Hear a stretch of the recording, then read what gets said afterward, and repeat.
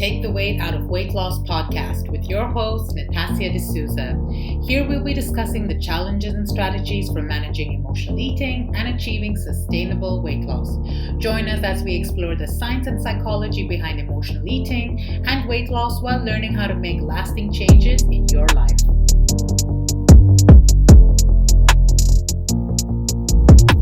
Welcome back to another exciting episode of Take the Weight Out of Weight Loss. I'm your host, Natassia D'Souza, and I'm thrilled to have you here today.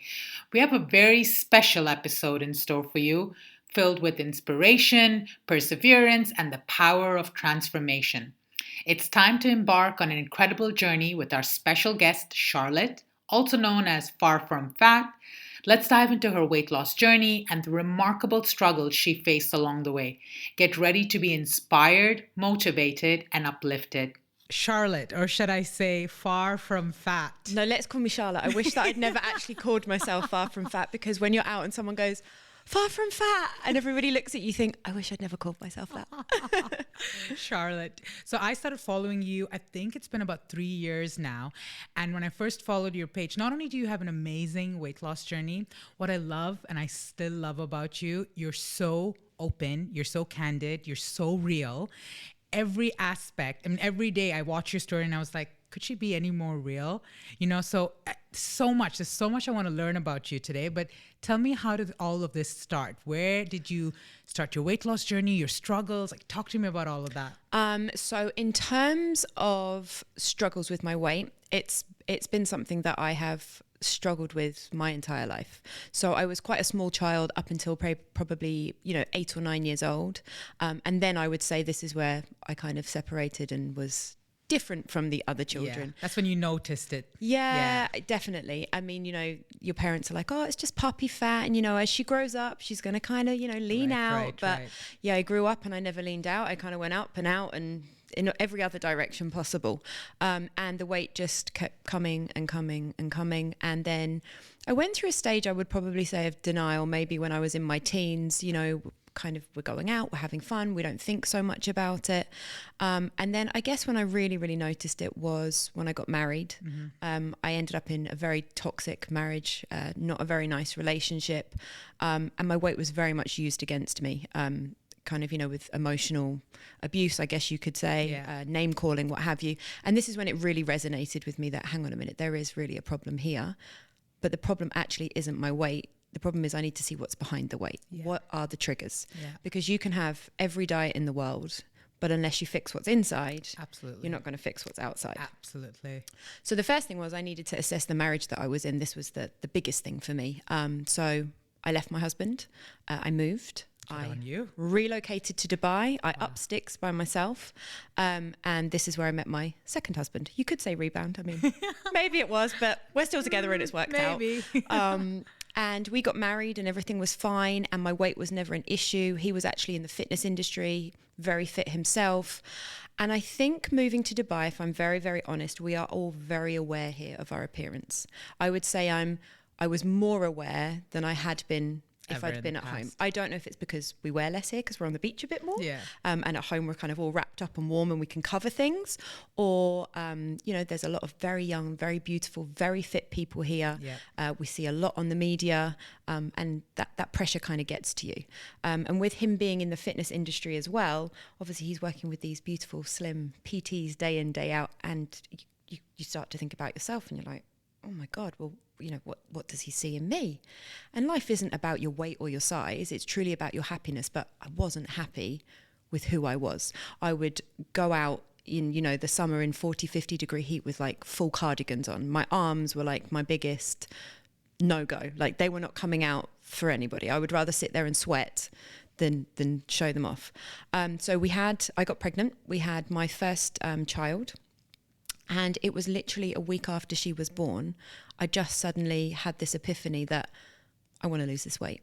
I don't know why. I don't know if it was because, you know, she had come into my life and I now had this responsibility. I didn't want to be the overweight mum at the gates. I didn't, you know, of the school. I didn't want to be the mum on the beach that was covered in her cardigan. I wanted to join in. I wanted to do things with her. I wanted to be a great role model. I wanted to, you know, have a longer life. I wanted to be healthy.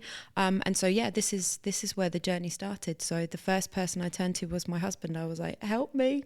And what was some of the steps that you took around that point? So I'll be very honest with you. He was like, okay, you need to get in the gym. This is the first thing you need to do. I mean, typical fitness junkie thinks about the gym first, doesn't think about what's actually going into your body. But I was at a stage in my life where I was far too embarrassed to go to the gym. I can't tell you the amount of times that I would drive to the gym that he worked at. I would get out the car, I'd go up the escalators, I can even see it now.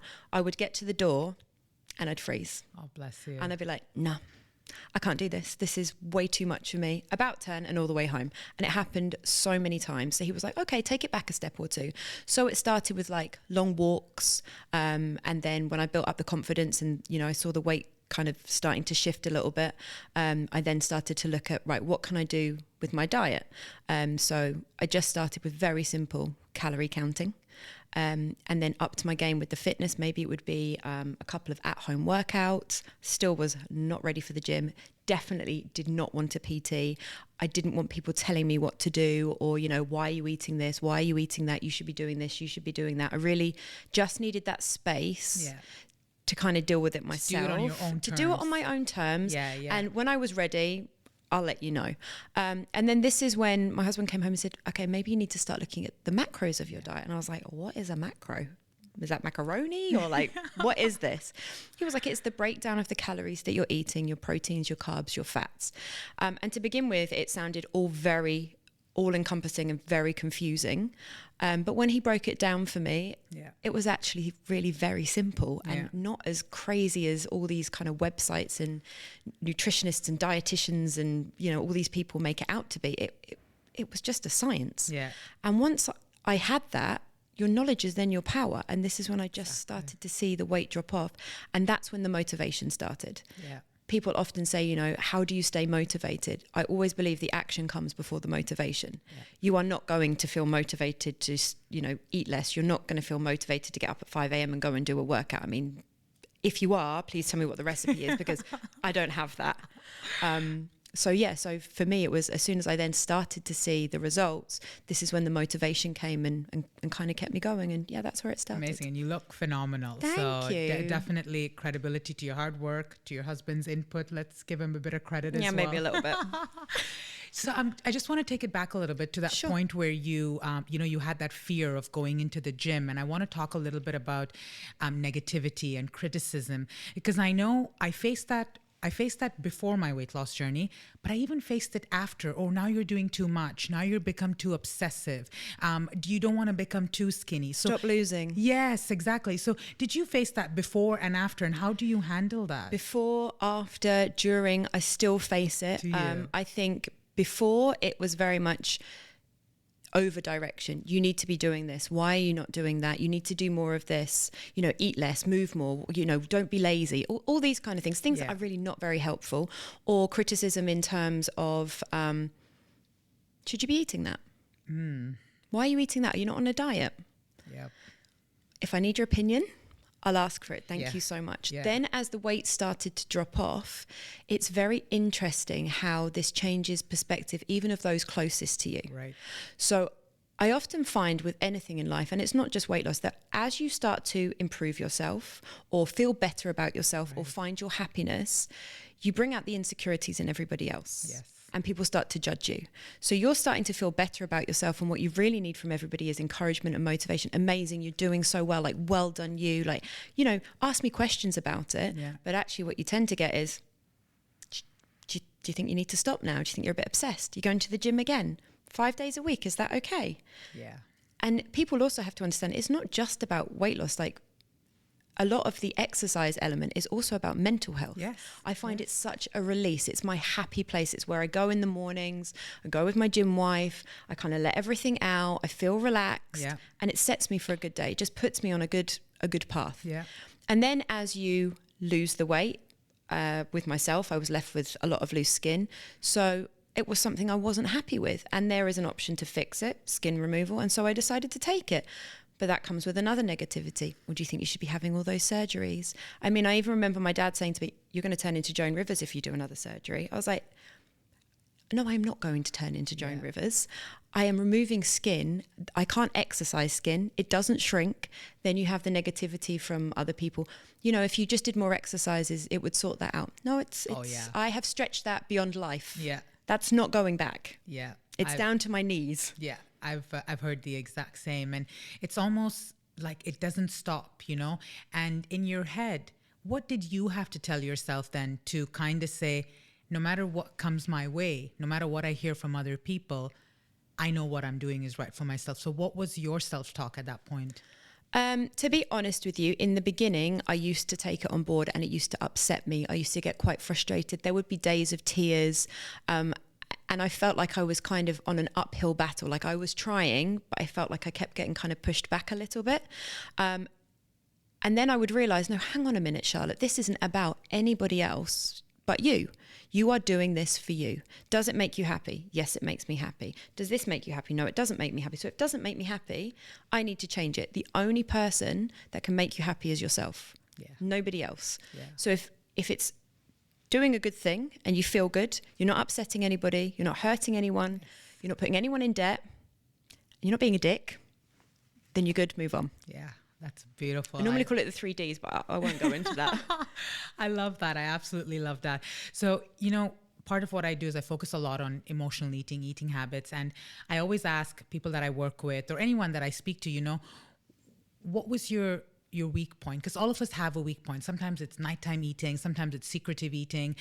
Personally, for myself, it was post-traumatic abuse, and food became my best friend. So when you had first realized I'm bigger than everyone else, what was your kind of go-to? What made you get to that point? Yeah, that is a very good question. And you're right, there are so many triggers. And like we say, it's kind of about taking things back. If you asked me when I was a child what it was, I think, this sounds really silly, but my parents were quite strict in terms of what we were eating. Yeah. We never had fizzy juice in the house. We would be lucky if we had like diluting juice. It was always water. It was a very kind of like healthy approach to things. Right. And I think as I started to get older and find all these other nice things that had been restricted, it would cause me to binge because I would think, well, this is really nice. And I don't normally have this. So I'm going to have a little bit more of this. Yeah. I was a real foodie. I still am. I enjoy food. I like the taste. Yeah. I like the way it makes me feel. And then I think it's a vicious cycle, right? You get bigger. You feel sad about the way that you are. You feed your feelings. It makes you feel a little bit happier. You then feel miserable again because you're actually back in that cycle. And I think this is the cycle that I got into. And then I started to use food as a crutch. So, you know, there were a few traumatic events through my life that happened. And when these things would happen, food was my best friend. Yeah.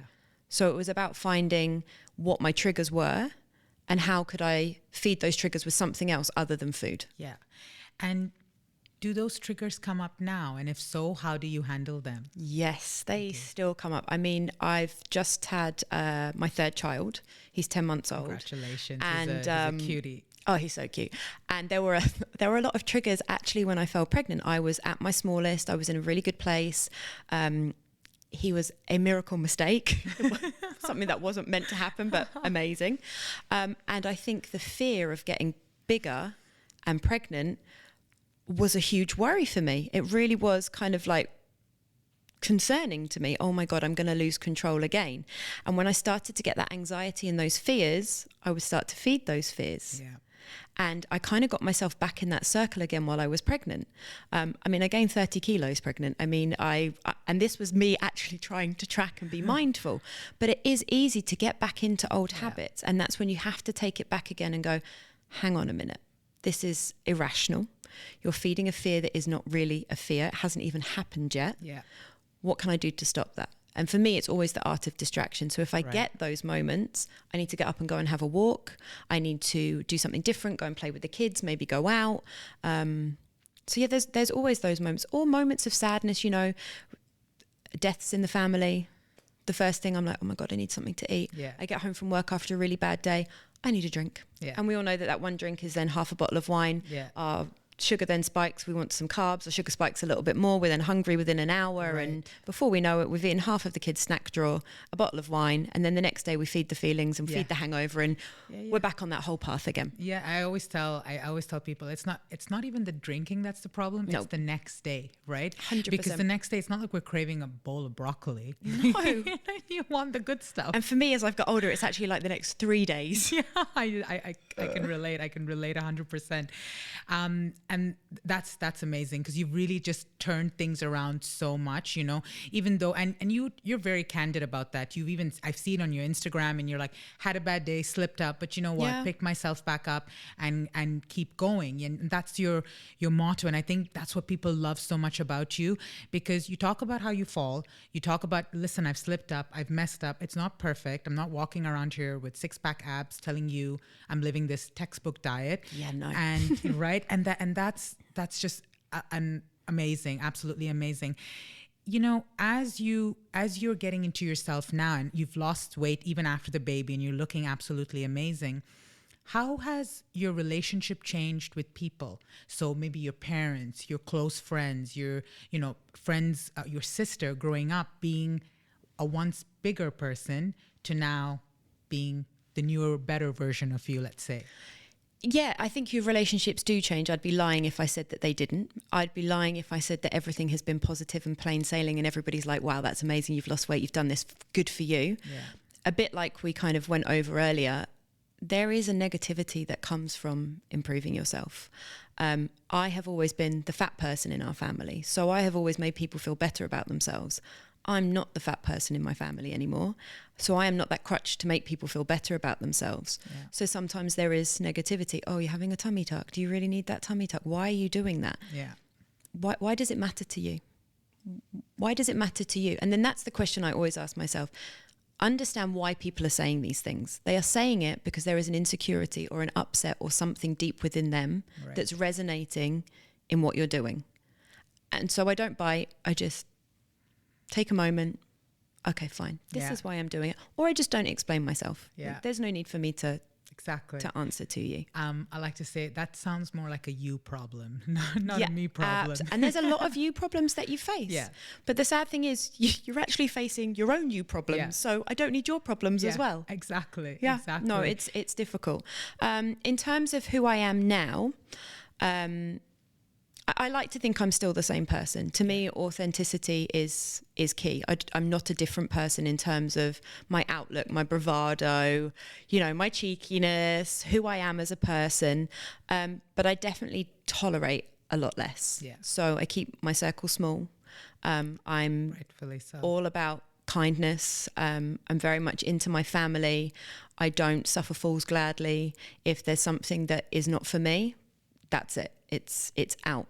I've learned to say no. Yeah. Whereas before, Beautiful. I think I was much more of a pushover. I was easily led. I definitely give in to kind of peer pressure within circles. And yeah, that's not who I am anymore. Yeah, I think learning to say no on part of this journey is one of the most important aspects, and I see that with so many people struggling with their weight, not because the way we do one thing in our life is how we do everything. So if you can't say no to food, and food has control over you, then you can't say no to people. 100%. You can't say no to projects. You can't say no to anything around you. So I love that you brought that up because so relevant. You also said something about insecurities, and how it's other people's insecurities after the weight loss, being comfortable, and you talk about how you still want to kind of get to your goal weight as well. Are there daily insecurities that you play with or that kind of go through your mind? Yeah, 100%. And I don't think any human being doesn't have that insecurity. But I think it's how you rationalize the insecurity. And I think it's also how you deal with your own insecurity. So you're not kind of, they call it mirroring, right? So I have an insecurity, so I mirror it onto you by maybe bringing you down or saying something or judging or making a snarky comment. Yeah. So I think it's just being, even with eating, like for me, it's very much about mindfulness. Yeah. But yeah, there are insecurities. God, sometimes I get up, I look in the mirror and I'm like, oh, this is not looking good. I need to do this or I need to do that. But we need to learn to be a bit kinder to ourselves, not so hard on ourselves. Nobody's perfect. There is not the perfect body. Yeah. And it's not about finding perfection. It's just about being comfortable in the skin you're in and being happy. Yeah, exactly. And, on Instagram, I see women, your posts are amazing. Your before and after posts are amazing. The way you talk about food as well, and how much you're getting into calories and macros. Actually, just day before yesterday, a client of mine, she's like, oh, Natasha, do you know FarfromFat? She's just made this recipe. I think it was your egg. Oh my God, that was amazing. Game changer. It was like a spaghetti, but made with egg. And she's like, what do you think? Should I try it? I'm like, that looks brilliant. I think it was 87 grams of protein. That was absolutely ridiculous. And so you're inspiring people everywhere. So what are some of those common questions you hear from people? And what are some of, because I tend to see the same insecurities. I tend to see the same struggles, the same kind of questions. And what are some of the questions that you get from your audience that comes your way, and how do you kind of approach that? Sometimes it's not so much a question, but it's more like a statement that comes from people. And I see this day in, day out. The two things that I see. The first one is, I can't do this. How do you do it? You can do this. You absolutely can do this. Anybody can do this. We are all absolutely capable. Is it going to happen overnight? Yeah. No. Is it going to happen next week? No. Is it going to take a year? Probably not. But you have the capability and the ability to be able to do it. And I think it's the lack of self-belief that I see a lot. And it resonates so much with me because I've been that person. I'm still that person. I was only that person 10 months ago when I had all the baby weight and I thought, I don't know if I can do this all over again. Yeah. It takes a lot to kind of keep going and pushing forward. So this is one thing that I see a lot of. In terms of questions, a lot of people ask me about, am I going to have loose skin? I mean, I would say generally 80% of you, depending on where you're, the amount of weight that you're carrying, you cannot push your body to extreme sizes and not see any kind of damage afterwards. And actually for me, that was probably the biggest struggle in my whole weight loss journey, was the excess skin. Because I thought to myself I was going to wake up, I don't know, in a year's time looking like Jennifer Lopez. And I looked more like a hairless cat with lots of skin, like wasn't appealing to me. Yeah, I've been there, so I know. It was heartbreaking. And then another thing I often get is, how can I get my protein up? I can't eat that much protein. But my favorite one is, I can't eat that many calories. I'm not eating that much already. But you are, because if you were eating less than that, you wouldn't be overweight. Yeah. And you would be losing weight if you were eating in a deficit. So you are eating that amount. Yeah. So you can eat the amount that I am advising you in order to lose your weight. Yeah. And this one is a question I get all the time. Yeah. And funny enough, you said, I was at a farewell party last night and the lady's like, I don't know, I'm gaining weight. I don't eat much, but I snack, And I said, that's actually worse. When you snack is actually worse, because you think you're eating these small amounts, but she's like, no, it's just a handful of nuts, a little bit of cheese. I was like, yep, that's 600 calories right there. You gone. It's true. Or I get a lot of ladies, but I'm very healthy. I eat clean. I'm like, the whole clean eating thing, I'm not even going to get started on this. But okay, you eat healthy. So you have a whole avocado. That is a healthy fat. Yeah. It's nutritious, but there is a big difference between nutrition and weight loss. Yeah. There are a lot of calories in an avocado. 100%. And people think that just because they're eating healthy or something says gluten-free or sugar-free, that, I can overload on this. Yeah. But that's actually not the case. And I think you talk about that. I know you talk about that very well as far as macro counting goes. And I think the other day I was like, oh, chocolate. You were eating some sort of bag or I know it was a Cadbury of something, right? And I said, I went to Spinneys immediately. And I was like, I need to get that. So I don't know if she just influenced me in a wrong way or a right way, but she definitely influenced Everything me. in moderation. There is nothing that I do not eat or I don't drink. Yeah, I am not a believer in cutting things out. That's amazing. I love that. One thing I do want to touch on is something that you promote on your Instagram, which I've seen a lot of your followers, a few of your followers now benefit from it, which is the gastric balloon. Am I saying that the right way? And I believe that's with Connor Stone. And I seen, I think the most recent lady is Louise, if I'm not mistaken, or Joanne Lois. Yeah, Joanne Lois. And, and I've seen so many prior to having such great success stories with it, and living in a country where, we have a few of us seeking out either quick fix or need that additional push. What are your thoughts in and having done the journey yourself naturally? What are your thoughts in and around that? And how are these women getting that support? I think that weight loss is not a one-way path. I don't think that natural weight loss is for everybody. Yeah. I would be lying to say that I hadn't considered a number of different options through my weight loss journey. I thought about having a sleeve. I thought about having a band. I thought about having a balloon. I've in my head, I've thought about all of it. I've been close quite a few times to just going, you know what, I'm just going to do this because I can't do this anymore. I think we're all very, very different, and it's a bit like going on a holiday. Yeah. You may choose to take a car, you may choose to take a plane. As long as you get there, it doesn't matter how you got there. Yeah. And I think there's such a taboo around weight loss surgery, around balloons. There shouldn't be this taboo. People sometimes need this toolkit to get them where they want to be. And I think people also underestimate. I have a lot of friends that have had gastric sleeves, balloons, what have you. They still have to put the work in. They have the help. Don't get me wrong. There's an addition to help them. Yeah. But they have to change their mentality. They still have to, concentrate on what they're eating. With a balloon or whether it's weight loss surgery, you can still eat foods that you would consider a food that melts: milkshakes, ice cream, chocolate, mashed potato. If they're still eating all of these things, it's just going to slide straight past. Yeah. And they're still going to gain weight. I see a lot of people with weight loss surgery that 7 years down the line have gained exponentially because they haven't had the education alongside the toolkit. So I really don't think that it's one size fits all. I am a total supporter of however you want to do it. Do your homework. Yeah. Know that there are pros and cons. When it comes to weight loss surgery, you have malabsorption, you have lack of vitamins that you're able to absorb. You can't eat as much protein, so you have to look at other ways to get it into your body. Otherwise, you're going to, look ill. Your skin can look pasty. Your hair can become quite thin. Yeah. So I think it's just about really doing your homework on all of these different things. And I mean, at the moment, we see a lot of these weight loss injectables. Yes. Some are not FDA approved. Yes. Some are FDA approved. We don't know the long-term effects on most of them because they're very new to the market. So, be aware. It's just like taking a vaccine. If it's new, you don't know what the long-term effects are. Am I against them? Absolutely not. If that's your choice and that's what helps you, great. I've seen quite a few ladies take those at the moment and they've really dropped the weight. Yeah. My only concern with any of it is that at the end of it, when you finish your journey on injectables, whether it's the balloon and it deflates or whether it's weight loss surgery, you're going to have to maintain that. And maintenance is not as easy as you think when you've come from a place and you haven't done it, learning the skills that you need. Would you say maintenance is harder than weight loss? Yeah, maintenance is really quite difficult. Yeah. I mean, my pregnancy kind of showed that. Yeah. And I say this all the time.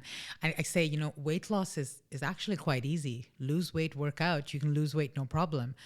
But maintaining that weight loss, finding that happy balance. Yeah, I find that's the toughest part. So have you had to instill new habits now on a daily basis so that you can, I know you've had to go, 30 kilos now in as well, lost again. But do you have new habits now that are just part of your daily routine, part of your lifestyle? So I think let's take out the weight loss bit for now and let's maybe concentrate between the in-between part of the last two babies where there was kind of a maintenance area. It's very much about kind of keeping to a routine. So even then when I'd reached my goal, I'd still exercise, I would move more, I would go to the gym 3-4 times a week. I don't think you maybe need to be as excessive of that, but like I said, mentally it's a really happy place for me. So making sure that I'm moving more and I'm more active, whereas, you can't just get to goal weight and be like, oh, I'm done. I can just sit and I'm fine now. Yeah. I'm very wary about, the amount of protein that I put into my body. I think the way that I've learnt macros now is, although I tell everybody don't eyeball your food, make sure you're weighing it, make sure you really know what you're putting in. On the initial journey, that's important, but at the end of it, you do actually become a bit like Rain Man. Yeah. So I'm literally there. I'll be at a restaurant going 5, 4, 7, 6. So it's instilled in me automatically. Right. So I kind of have this rough idea of what's going in. Yeah. So if I have one bad day, then I'll have a good day the next day and try and compensate a little bit. Yeah. Because that's balance. Exactly. Absolutely. And, there's a few things that I wanted to talk to you about as far as day-to-day food prep goes, and kind of how do you plan ahead for that? Do you just kind of go with the flow? I hate food prep. I hate it. I absolutely cannot stand it. I have so many people. I actually had a girl message me yesterday going, oh, why do you stress yourself? Why don't you just get a meal plan and it's all done for you and then you know what you've got? Because I might not come home and fancy chicken and rice that night. And it's sat there in the fridge and I don't want it. That's not what my body wants tonight. Yeah. My body wants pasta, or I want this, or I want that. I cannot be somebody that has a meal prep. I can't do my lunch the night before and take it with me, because 9 times out of 10 I'll get to work and be like, I don't fancy that, and I'll get delivery out. Yeah. I am not a meal prep person. I just don't like it. Meal prep plans can be very helpful if you feel like you really need to be kind of regimented, and for you know, you work better under those kind of constraints. And I have done it before where I'm trying to be really, really strict on myself. But 9 times out of 10, when I'm really strict like that, it ends up with a downfall, and I hit that snack cupboard. It doesn't work for me. The exact same. I thought it would be convenient, and while there's some amazing meal prep companies. Oh, there's some incredible ones. Yeah, and I love it. But it was the exact same thing for me. I would order and I would get it for the week, and then I didn't want to eat it. It was almost like someone, it reminded me of my childhood. Someone telling me, you have to have this for dinner. You have to have this. You have to be in this calories, and you have to be full and sufficient once that's done. You can't ask for more. Yeah, and that's what and that's what that kind of reminded me of. And while it works well for some of my clients. I know friends that are on it for years on end. For me, I'm just like you. Like, it doesn't tick the box for me, just as yet, at least. I think it comes back to like that education part for me as well. If you want to lose weight, that's absolutely fine, but make sure you're learning about how you're doing it. Don't rely on a meal plan, because when that meal plan stops, and you're not going to be on that meal plan forever, how do you then manage what you're eating? How do you know what's in the food that you're eating? You don't, because you relied on somebody else to give you that. So as long as you are making sure that you understand it along the process, that's great. But if you're just heavily relying on this... Yeah, exactly. Love that. All right, Charlotte, thank you. Thank you so much for that. Now, if you could share 3 pieces of advice, right? 3 key pieces to anyone listening today who's either struggling with their weight, you know, not feeling confident in how they look, really just want to get started and have, you know, little to no hope. What's something that you would recommend? I think the first one is start small. Don't overcomplicate things for yourself. Don't come to an Instagram page or a weight loss site and think, oh my God, I've got to have this protein and that fat and I've got to have these calories. And don't try to do everything at once. Everything should be done in small steps. So maybe the first week you're like, I'm going to eat as I normally eat, but I'm going to go for a walk every morning. You're already a step ahead. Maybe the second week you're like, okay, I've got the movement going a little bit here. I'm now going to count my calories. So just build it up slowly. Don't take everything on at once, because we all have this awful habit of just going gung-ho. It becomes too much. We become overwhelmed and it just goes to pot. Yep, like absolutely just right. Becomes absolutely ruined. The second thing is, do not go into a diet. Right, if I'm on a diet, I have to clean eat. I need lettuce, I need tomato, I need vegetables. I can't have sauce, I can't have mayonnaise, or I shouldn't be having that. Do not restrict the things you like. You restrict them, you're going to want them more. You restrict them, you're going to binge at the end of the week. It's not sustainable. There needs to be sustainability, and life is short. Food is there to be enjoyed. It's not there to be put on the top cupboard that you can't have it. So that would be my second one. And my third one is self-belief. Believe in yourself. You can do this. I have been that person. I feel you. It resonates with me. It actually, like, it makes me teary. Like, it touches my heart when I hear these women, because I've been that lost person. I know how it feels when you're just in the dark. You don't know who you are anymore. You don't know what makes you happy. You don't know how to get out of this kind of dark place, but you can do it. And if you fail, and this is always my motto, start again today. Don't start again tomorrow. You failed. You ate the Mars bar. Does not matter. Get back on track. You can fail 4 million times. I have probably failed 5 million times in my journey, but I'm here and I've done it because I didn't quit. The minute you quit is the minute you failed. If you're not quitting and you're still trying, you haven't failed. That's beautiful. I love that. So that would be my tips. I love that. Thank you so much, Charlotte. That was beautiful. Thank you. Thank you for having me.